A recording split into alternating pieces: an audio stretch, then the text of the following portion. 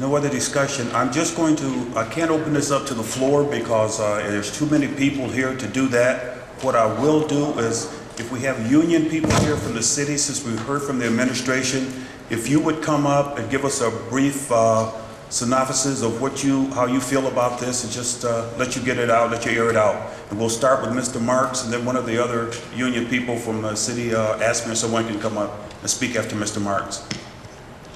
Dean Marks, 318 Ashland Avenue, President of Elyria Fire Fighters, Local 474, and unfortunately, a very familiar face at this microphone to a lot of people.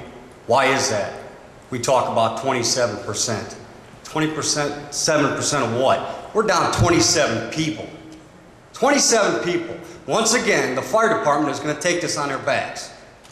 We're down, people have lost 10% of your pay. You know what I've lost? 14%. I lost 14% of my pay. We don't seem to hear about that, along with 800 other individuals. We have an individual who lost 28% of his pay. Our budget was cut $1.2 million. Wow, what a surprise that we didn't come into budget, because you cut it too much.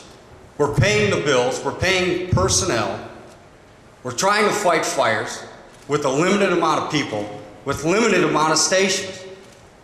We're in the process of moving the chief out of Station 2 that will be permanently closed. We run most days with 1, maybe 2 stations. Is that because we're not trying, or because we only took a 10% cut? No, because you continually cut the fire department and make them pay the price. Well, you know who else is paying the price? The citizens of Elyria. Who's going to put the fires out? Who's going to get me out of the fire if I get in trouble? We continually throw these numbers around. We can hide and play smoke and mirrors. I got from the auditor's office that there's, I don't know the exact number, but of all those layoffs, there's only about 5 that are still laid off outside of the fire department. We've had 2 retirements, no replacements.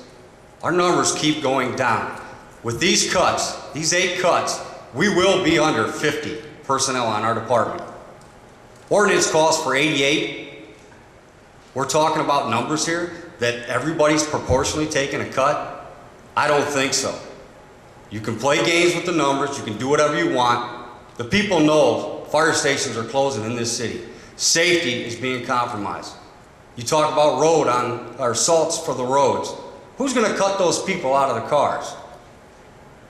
Firefighters? Who's going to put the fires out? Who's going to run on the EMS calls? That's us, and we're still doing it every day. When is enough going to be enough? We're worried more about rose petals and bike trailways through the city than we are about firefighters. Now, am I here to advocate that we need to cut other departments or cut from the police? Absolutely not. We need them too. But when is enough going to be enough in the fire department? When are we going to have to stop paying the price for everything else and all the frivolous spending that's going on in this city? Council, you need to start making better decisions, start really thinking about what you're doing. We've made tremendous cuts in the fire department. Since all the cuts have been made, who has come down to see me at the firehouse to ask what's going on? You can raise your hand if you want. That's what I thought. So apparently we're not too worried about what's going on here. It's easy to sit behind a desk and look at black and white numbers. Well, that's not what I have to look at. I have to look at the faces of the guys around the firehouse that have to see as individual after individuals with families are laid off, while guys take continuous cuts in their pay. We have to respond on these calls still. They don't go away. They aren't going to stop. When is enough going to be enough? We aren't even coming close to meeting any standards.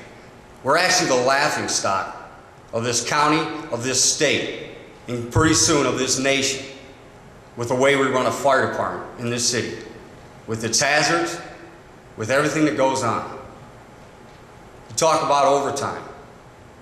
We're paying overtime for guys to come in off duty on their day to fight fires. You think that's going to get better? Because every time a fire call rolls in, guess what we have to do? We have to call our guys in, and we have to call all the surrounding communities in. Because we don't have enough guys. It's not going to get any better as you lay them off. Overtime numbers for what? We have no minimum staffing. We're coming in for fires. You tell me how I can stop fires and emergencies in this city so we don't have to come in? Let me know. But I doubt there's a way to do that. Unfortunately, we are going to pay the price. One of these times, the ultimate price. Either with a citizen's life or a firefighter's life. And that's not a price that I'm willing to pay. Okay, do we have any other union officials who want to come up for the city? No, but I'd like to talk. 2 seconds. Okay, go ahead, Mr. Pronesti. Joe Pronesti, 117 Ashland Avenue. I wasn't going to talk. I wanted to stay away. But Mr. Tanner, you kind of got me a little worked up about your lack of knowledge of the overtime. There is no minimum manning, 0. And I think that council needs to take charge and become a little bit more aware of what's going on. And now it seems to me, and it's been in my thought process twice now, I think you need to hear from somebody that's running the fires now. You cannot allow myself or anybody else that's out front of a building or in front of a car accident to sit and go, holy cow, I don't know if I should call an overtime. We don't call an overtime just for kicks. Speaking to the mic. We don't call an overtime just for kicks. And now we're decimated. And I'm going to speak up as in everything I've ever studied and everything I've ever known as this fire department and putting out fires, we're not going to be able to. 0. 0 chance. And people are going to die. There's no doubt about it. And I know everybody said you're an alarmist. The other issue I'd like to bring up to you is something that I overheard when President Marks stood up.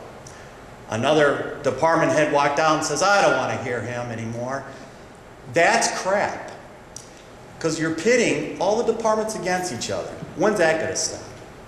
You have a responsibility to make that stop. And I suggest you do.